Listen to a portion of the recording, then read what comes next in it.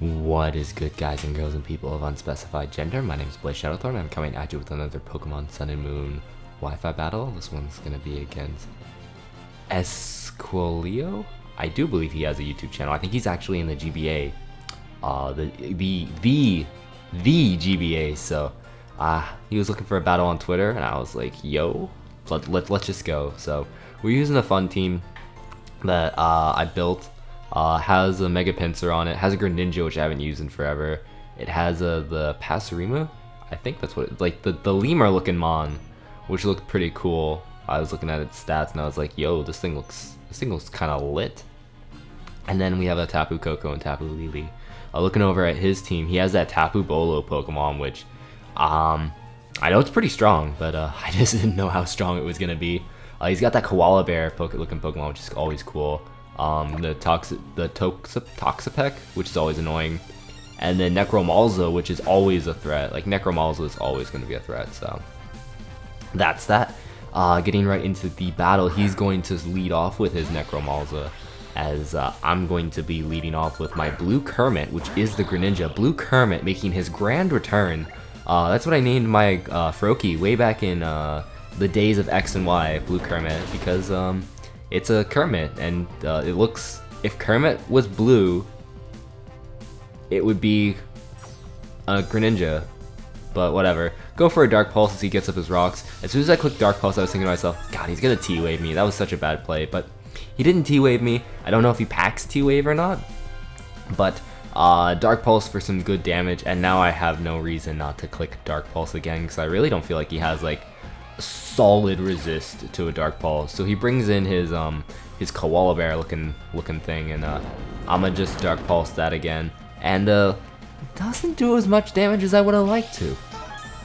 Not gonna lie, I would have liked it to do a little more. And then he's gonna restore some HP due to the leftovers item. So looking at this, I'm like, alright, it's over. I'm gonna U-turn out of here, get a little more chip damage off, take a little more Life Orb recoil, and get out of there, because that is not working out for me. So I go into Steampunk because I'm thinking like a normal move's coming my way, maybe like a fairy move. I'm not entirely sure, but the Koala Bear is just going to U-turn out as well, so it was a good play bringing in Steampunk. I nicely resist that, I take very minimal damage from it. And now he's able to bring in Bonum, which is the Marowak Alola form, which I really can't touch. I really can't touch it, especially with my move slot. So I'm going to switch out. I'm going to go back into Blue Kermit because I'm like, I resist both of your stab. Like, this is a safe Boomerang. Why did I not think about Boomerang? He crits me there, crit didn't matter, and I needlessly sack off my Greninja. So that's a thing. So I go into King Julian, which is the lemur looking thing, because it totally looks like that lemur from Madagascar movie, and that's why I named it King Julian. And that's the reason. So he switches out, he goes into Poison Ivy, and I'm like, okay, I'm gonna EQ this thing. And I slapped a Choice Scarf on this thing. And look at that, he's like playing like hacky sack with his coconuts. That thing's lit. Like, who doesn't want a little lemur thing that plays hacky sack with like a coconut? But anyways, I know Toxapeck is like super bulk, super annoying, so I'm gonna EQ again, hoping for like a crit or max damage. But I get neither one of them. I get about the same damage roll as I did beforehand, and then he reveals Recover to me. So I'm like, this is a losing battle.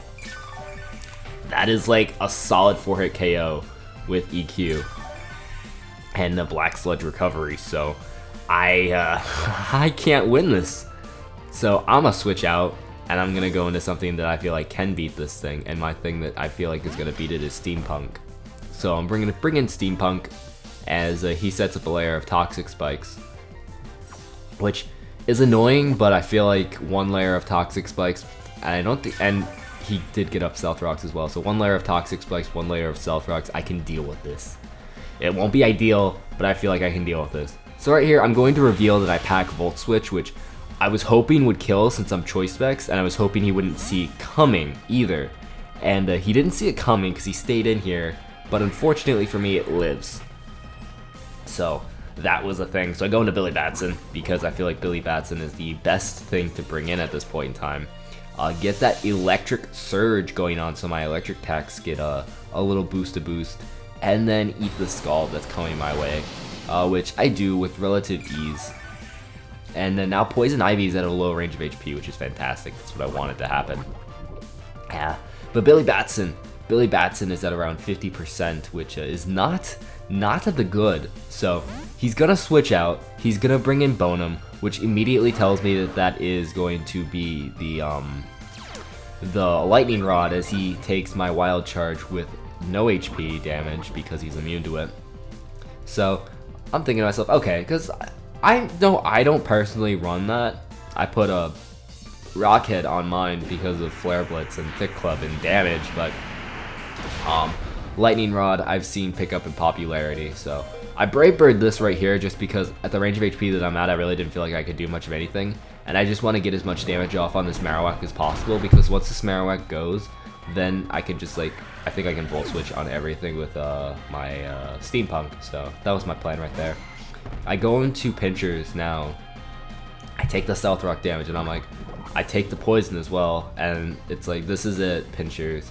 You have to kill. You have to kill with Return. If you don't kill, I lose the game. Like, that is it. I just straight lose this game. There is no way to come back from this. As it is, I'm like way behind the 8-ball. So Mega Pinsir, you need to come through for me. So I don't click Return, I click EQ because super effectiveness, and I do pick up the KO on this Alola form Marowak.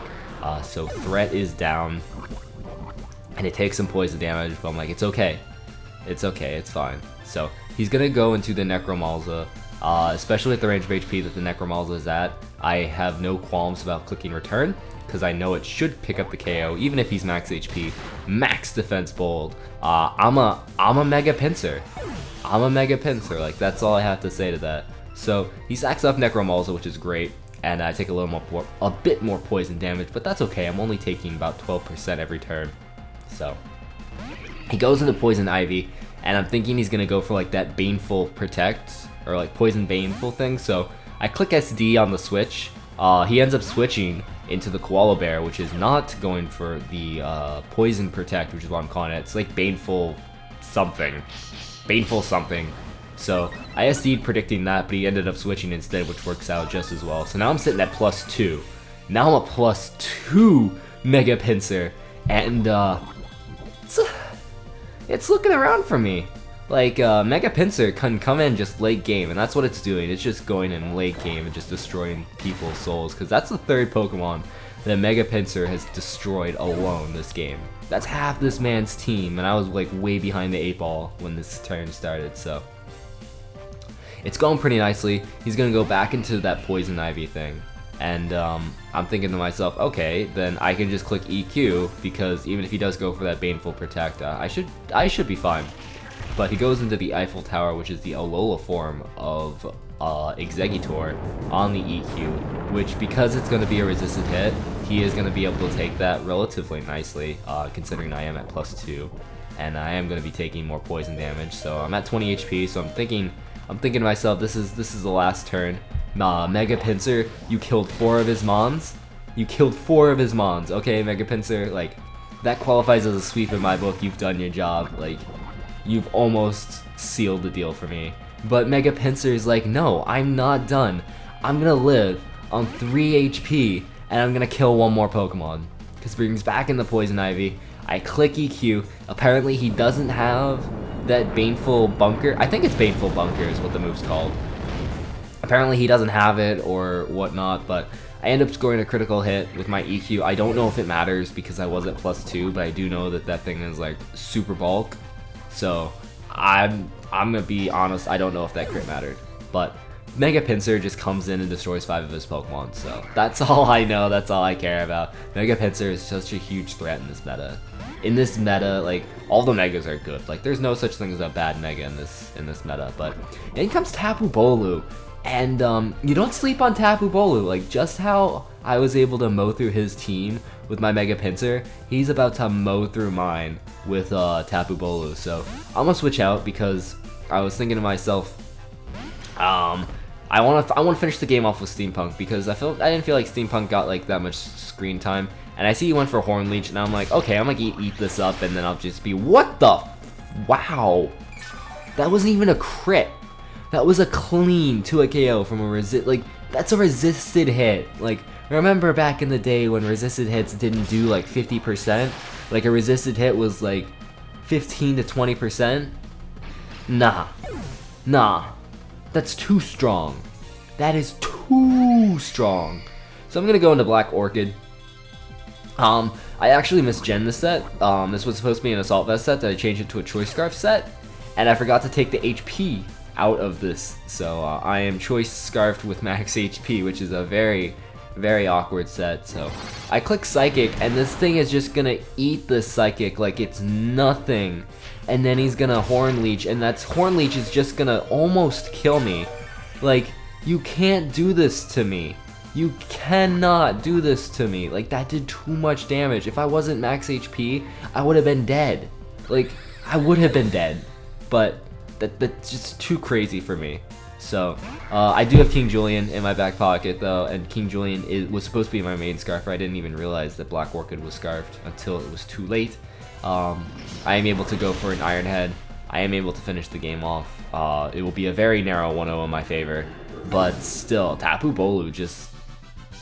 I can't sleep on the threat. Like, I wanted to finish it off with my Mars Guagua, I think it is. I'm calling it Steampunk, my Steel Fairy Pokemon. I still don't know all the names of the Pokemon. I apologize, but I'm working on it.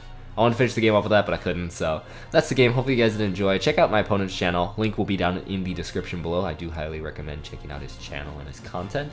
Thank you all for watching, and I will see you all in the next episode. Bye.